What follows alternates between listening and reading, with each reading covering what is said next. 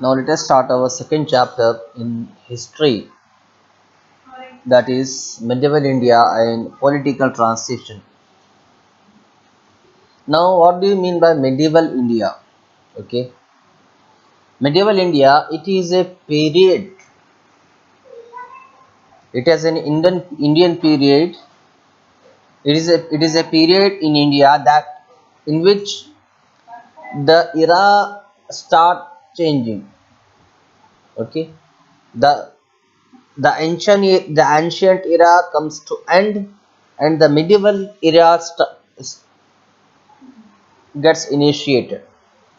It is a period between half of the 12th century, that is 1250, to the half of the 13th century, that is 1350. 1250, in between 1250 and 1350, this era, this decade, this century is called as medieval era in India, medieval India. And also this is in this era is also called as transitional transitional period. Okay, the period between second half of the 12th and first half of the 13th century, it is recognized as it is known as it is popular as the transitional period in Indian history. Transitional period indicates that the preparedness of the society to enter from one era to another era. Preparedness, the ease to enter the society from previous era to new upcoming next era. In this transitional period, the Indian society entered the medieval period from ancient period. Ancient period was at its end, and medieval period was at its beginning. The Turk broke the political system of small kingdoms. In ancient period, there were small kingdoms in India. There were small dynasties in India. There were small presidencies and provinces in India.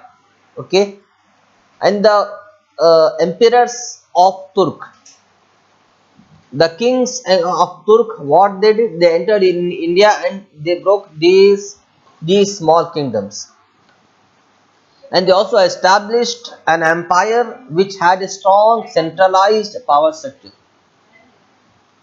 In India, what they did, they established a single empire to rule on all over India, and they propagated monotheism, which was expanded in the field of religion due to influence of Islam.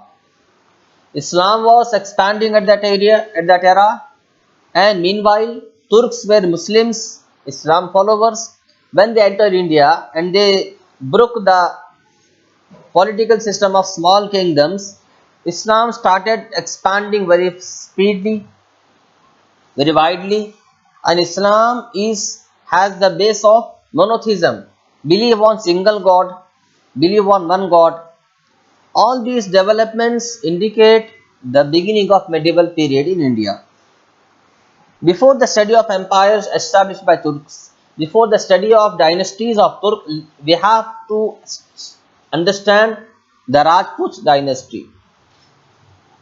And this dynasty is also called as pre-Turk dynasty, and the period of the dynasty is also called as pre-Turk period.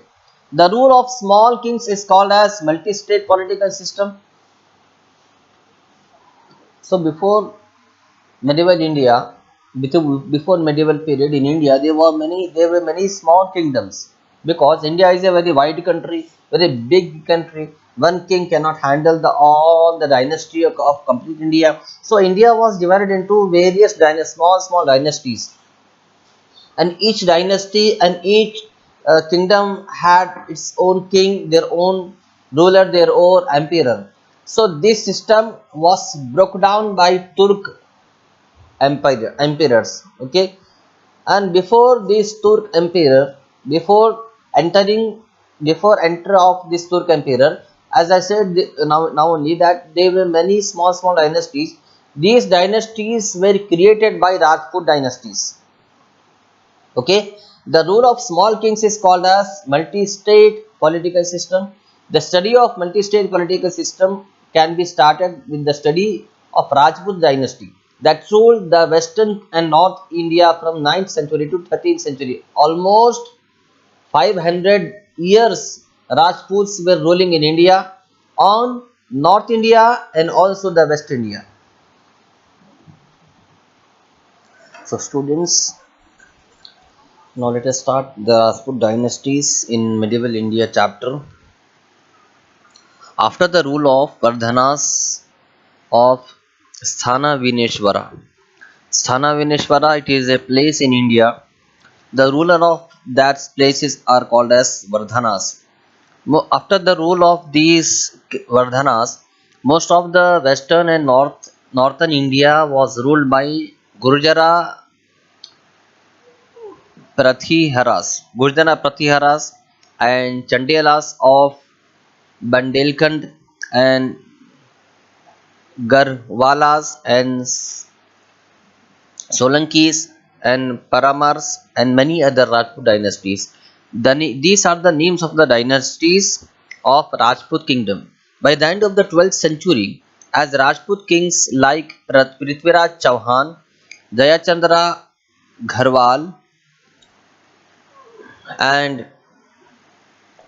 Paramardi Deva Chandela, these were the powerful kings of North India. Okay, in India, in northern side, Prithviraj Chauhan, Jayachandra Gharwal, Paramardi Deva Chandela. These were the kings ruling in India in northern part.